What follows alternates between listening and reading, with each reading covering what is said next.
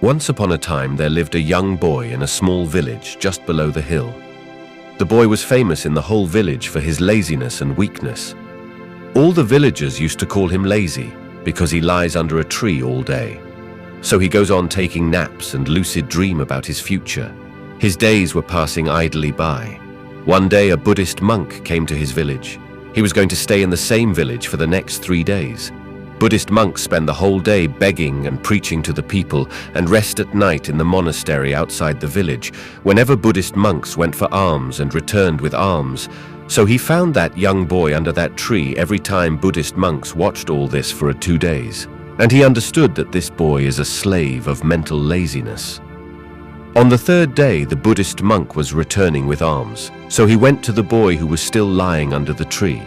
The monk said to the boy, "Son, I have a job for you. I want you to go to the top of that hill and get me a feather from there."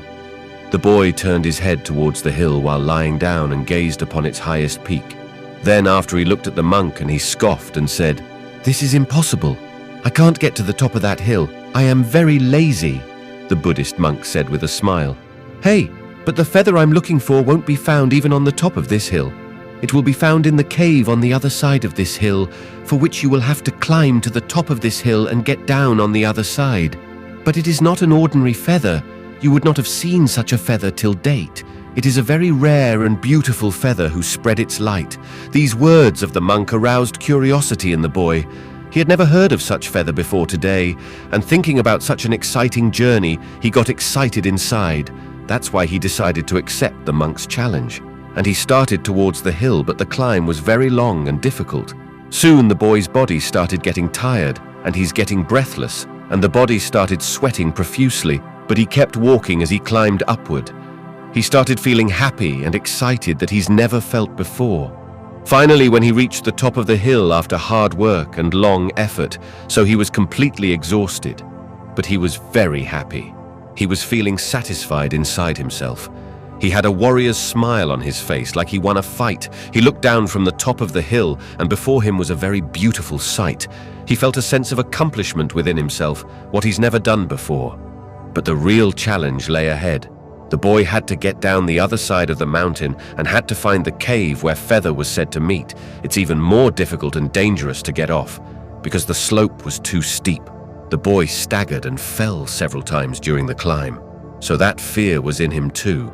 But for promising to bring wings to the monk, he kept on going ahead. After much searching and hard work, when he finally reached the cave, then he saw that the feather was lying there, which was shining in the filtered light coming from the entrance of the cave. He picked up the feather, but was struck by its beauty. He's been gazing to feathers for a long time, but suddenly he remembered that he still had to go back.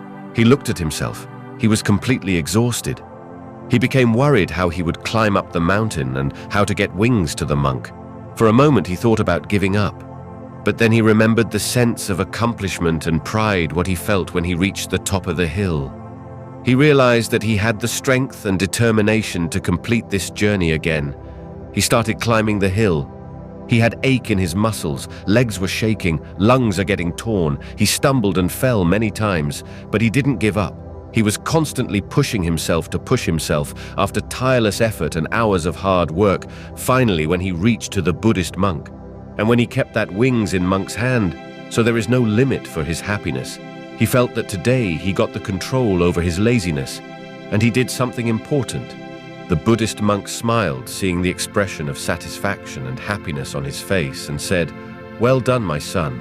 You learned an important life lesson today, that laziness is not such thing which should be accepted or tolerated. Laziness is a challenge that must be overcome. It is a hurdle that must be passed, and to end the laziness, you must take your first step.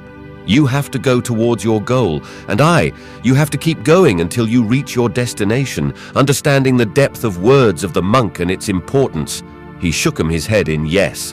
Today, he realized that he was capable to do big and greater things than he had ever been, but his laziness held him back.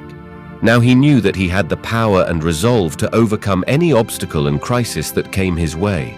After this, the monk blessed that boy, then left that village. The lesson to be learned from this story is when we push ourselves to achieve our goals, then we discover within ourselves a strength and determination that we never knew before.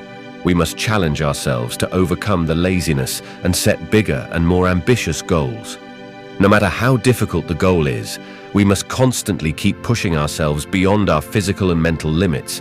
We must remain strong from within, even in the face of failure and obstacles, making us our own rules and sticking to them. Discipline in daily habits and consistency in routine should also be developed. We can create certain good habits that can help us focus and staying active when you don't feel like it. Another important thing to tell apart. Overcoming laziness means developing a growth mindset. It means seeing challenges and successes as opportunities for growth, not as a defeat. By adopting a growth mindset, we can take a new look to our thoughts of failure, and we can use it to improve and learn, and finally to overcome my laziness. You have to leave your comfort and accept the challenges and opportunities of life.